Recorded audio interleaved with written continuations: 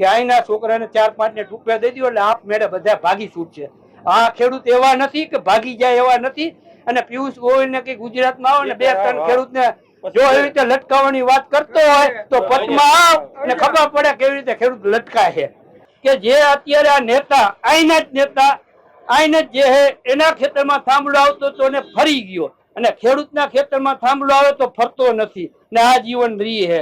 તો એના ખેતરમાં જેમ થાંભલો ફરી જાય તો એમ અહીંયા આ ખેતરના એક જ ખેતર હે અને એક જ ખેતરનો ખાતેદાર હોય ઈ ખેતરમાં થાંભલો આવે ઈ ખાતેદાર મટી જાય. તો એના માટે શું સરકાર વિચારશે? જેતપુરથી શરૂ થયેલું ખેડૂતોનું વીજ પોલ વિરોધી આંદોલન અત્યારે સુરેન્દ્રનગર પહોંચી ગયું છે. સુરેન્દ્રનગર જિલ્લા અને આસપાસના જિલ્લાના ખેડૂતો અત્યારે સુરેન્દ્રનગર કલેક્ટરને રજૂઆત કરવા માટે પહોંચ્યા છે. સરકારે જે વીજ પોલના વળતરને લઈને જે બમણા એટલે કે 2 ગણા વળતર આપવાની જાહેરાત કરી છે, આ વળતરથી ખેડૂતો ખુશ નથી. ત્યારે આપણી સાથે પંથકના ખેડૂતો છે, આપણે એમની પાસેથી જાણવાના છીએ કે તેઓ અહીંયા કેમ આવ્યા છે અને શું રજૂઆત કરવાના છે. બાપુ તમે જાઓ, તમે તમારો પરિચય આપો અને આજ જે સુરેન્દ્રનગર બધા ખેડૂતો એકઠા થયા છે શું માંગણી છે અને કેમ આવ્યા છે? અમે જેતપુરના છીએ અને અમારી કાયદેસરની જે માંગણી ખેડૂતની છે એ અમે માંગવા આવ્યા છીએ. શું માંગવાના? અમે 4% જે કહીએ એમાં અમને ખોટ જાય છે, પણ છતાંય ખેડૂત એટલો દયાળુ છે ને કે એ સહન કરી લઈએ છે. આજની તારીખમાં જે ખેતરમાં થાંભલો આવે એ થાંભલો 25% ખેતરની કિંમત રહેતી નથી. એમ છતાંય ખેડૂત સહન કરી અને 4% માની જાય તો સારું, એમ સમજી લેવાનું. એટલે તમારે સીધી ભાષામાં વાત કરવી હોય તો સરકાર પાસેથી તમારે શું માંગવાનું છે? એ 4% વળતર, 4 ગણું વળતર જે આપણે પહેલેથી સુરેન્દ્રનગર કલેક્ટરને રજૂઆત કરવા માટે ખેડૂતો જવાના છે અને અત્યારે જે મોટી સંખ્યામાં ખેડૂતો અહીંયા એકઠા થઈ રહ્યા છે. આસપાસના ગામડાઓમાંથી અને જિલ્લાઓમાંથી ખેડૂતો પોતાના વાહને પોતાના ખર્ચે રજૂઆત કરવા માટે પહોંચ્યા છે. આપણી સાથે અન્ય એક ખેડૂતને પૂછીએ કે વીજપોલના જે વળતર છે એ બાબતે એમનું શું માનવું છે અને શું માંગણી કરવાના છે? સાહેબ, અમારે એક તો પેલા 4 ગણું વળતર જોઈએ. બીજા નંબરમાં કે ખેડૂતને જે નુકસાની પડખે બાજુ વાળાને, આજ મારું ખેતર મારામાં તાર આવ્યા, બાજુ વાળાનું પડખેનું ખેતર કોરિડોર થી એને તો કઈ મળવાનું નથી, છતાં પણ એને જયારે એને પ્રકાર કે કઈ કરવાનું થાય તો એને એનઓસી મળવાની નથી. બીજું કે આજે સરકારની નીતિ અને બીજું ખેડૂતની સેફટી કોઈ પણ હજુ આ નવા પરિપત્રમાં ખેડૂતની સેફટીનો જે અહીંયા કામ કરવા જ્યાં શોર્ટ સર્કિટ થયું આ તે એના માટે કોઈ પણ પ્રકારની સેફટી ખેડૂતને નથી આપી. કોઈ પણ પ્રકારનો એમાં અત્યારે ઉલ્લેખ નથી. અહીંયા એક વાત ઉડીને આંખે વળગે છે. બધા ખેડૂતો, આગેવાનો અને સરકાર વળતરના મુદ્દે વાત કરે છે, પરંતુ કોઈ પણ વ્યક્તિ હજુ સુધી આ દાદાએ વાત કરી એમ ખેડૂતોના સેફટીના મુદ્દે એટલી સિરિયસ નથી. જો તમારા ખેતરમાં થાંભલો આવતો હોય, તમારી જમીન પર ઊભો હોય અને 700 kV થી વધારેનો વીજ પાવર જે પસાર થતો હોય તો આ તાર જ્યારે તૂટે તો એનો સૌથી પહેલો ભોગ ખેડૂત બનતો હોય. કાકા સેફટીની વાત કરતા હતા, તો આપણે આશા રાખીએ કે આ મુદ્દે પણ આગળ જતા ડિસ્કશન થાય. આપણે વધુ એક ખેડૂતને પૂછીએ કે કાકા, જે વળતર અત્યારે રોકાયેલું છે, સરકાર આ મુદ્દે કોઈ વાતચીત કરતી નથી, તમે રજૂઆતો કરો છો, સરકાર વાત કરતી નથી, તો હવે શું સોલ્યુશન જોવો છો? સોલ્યુશન તો ઈ છે હવે સરકાર હવે હમું જોવે તો સારું હોય, કારણ કે હવે ખેડૂતો પાયમાલ થઈ ગયો. 4% 4 ગણી વળતર દે જમીનના ભાવે તોય નકામી. પેલા સેફટી જોઈ, ખેતરમાં જઈ સેફટી શું અમારી કાંઈ પણ થાય, વીમો નથી, કાંઈ છે નહીં કંપની. તો અમે આ કલેક્ટર આ જ હોય, કલેક્ટરની બદલી બીજા કલેક્ટર આગળ અમે જઈ લેખિતમાં અમને આપે કે ભાઈલા આ છે બધું.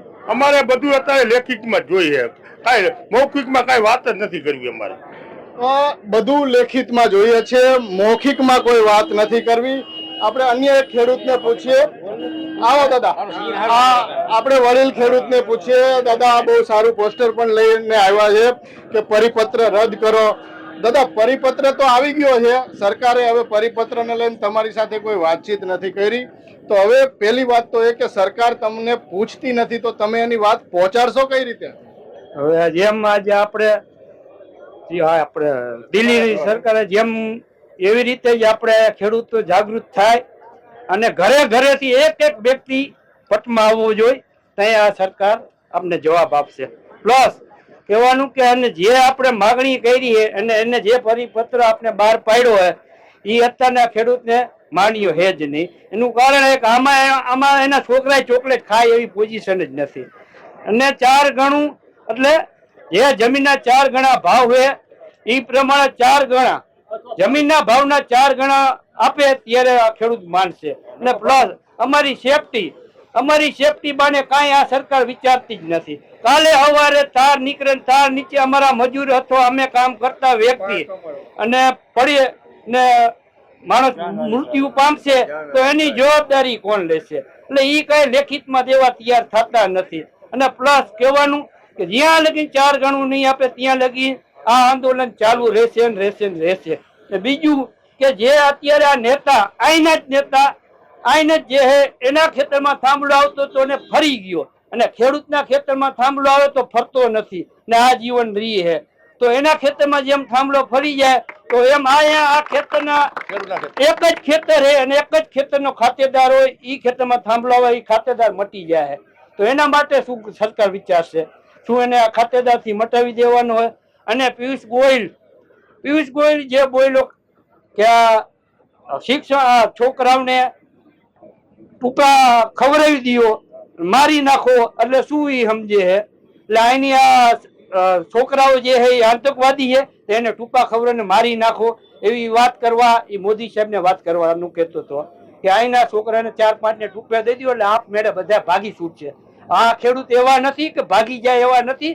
અને પિયુષ ગોયલ કે ગુજરાતમાં આવે ને 2-3 ખેડૂતને જો એવી રીતે લટકાવવાની વાત કરતો હોય તો પટમાં આવ અને ખબર પડે કેવી રીતે ખેડૂત લટકાય છે.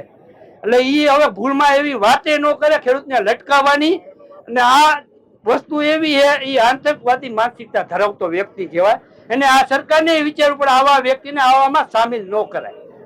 જય હિન્દ, જય ભારત, જય વડીલ ખેડૂતની વાત બહુ સાફ છે. એમને કીધું કે ખેડૂતોને લટકાવવાની વાત કરે છે. પહેલા તો લોકશાહીમાં સંવાદ જરૂરી છે. સરકાર ખેડૂતો સાથે વાત કરે એ જરૂરી છે. દરેક માણસનો અધિકાર છે કે એમની જમીન હોય કે એમની કોઈ પણ મિલકત પરથી તમે કંઈ પણ પસાર કરો તો એમને પૂછો કે એમને શું જોઈએ છે, એમને શું વાંધો છે. જો દિલ્હીમાં જેનઝી આંદોલનને સરકાર એમની આગળ ઝૂકી શકતી હોય તો ગુજરાતના ખેડૂતો માટે થોડી પાછી પાની કરવામાં સરકારને વાંધો શું છે? અહીંયા કેટલાક મુદ્દાઓ આ ખેડૂત આંદોલનમાંથી ખેડૂતોની વાતમાંથી બહુ સાફ આપણી નજર સામે આવે છે. સરકાર હંમેશા વળતરની વાત ઉપર અટકી જાય છે કે ખેડૂતોને 2 ગણું વળતર આપશું, કોરિડોરનું આટલું વળતર આપશું, પણ અહીંયા ખેડૂતોની સુરક્ષાનો કોઈ મુદ્દો નથી. આટલા મોટા પરિપત્રમાં જો કોઈ ખેડૂતને કંઈ થાય તો એના માટેની શું જોગવાઈ? આ પણ ખેડૂતોનો સવાલ છે. તો આવા જ તમામ સવાલોના જવાબ એ ખેડૂતો પૂછશે અને સરકારને આપવા પડશે. અને આપણે પણ આવા સવાલો ખેડૂતોને પૂછતા રહીશું. જોતા રહો છેલ્લી જાગીર. જય જવાન, જય કિસાન.